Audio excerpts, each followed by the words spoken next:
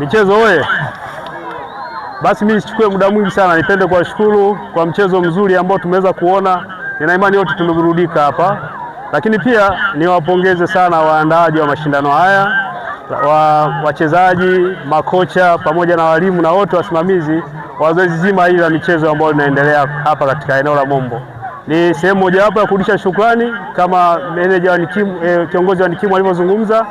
Basi na sisi kwa umoja wetu kama wana Mombo tuna kila sababu ya kuweza kuwaunga mkono waanzishaji wa mashindano haya ili tuweze kupata burudani zaidi, lakini pia tuendelee kutoa hamasa, kwa sababu michezo ni kila kitu, lakini michezo inakusanya watu wengi kwa wakati mmoja na tutaweza kupata mambo mengi kuhusiana na michezo hii.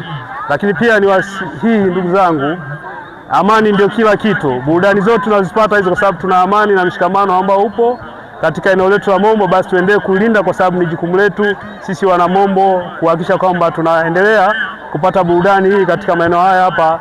Tunaishukuru serikali yetu kwa namna ambavyo inatuunga mkono na kuhakikisha kwamba michezo tunapotaka kusanyika muda wote tunakusanyika na tunafanya mambo yanayohusiana na michezo kwa nyakati zote. Niendelee kuwasisitiza wana Mombo na wapongeza sana kwa zoezi hili, lakini pia niipongeze timu ya Milani ambayo imekuwa bingwa wa wilaya yetu kwa safari hii, inatuwakilisha katika mashindano ya wilaya ambayo yataendelea kufanyika katika mkoa wetu wa Tanga. Kwa hiyo nawashukuru sana na naomba wadau wa Mombo tuisapoti ligi hii, lakini pia tuwasapoti na watu wa Milani ambao wanatuwakilisha wilaya nzima ya Korogwe. Ziko timu mbili, lakini timu moja imetoka katika eneo la Mombo.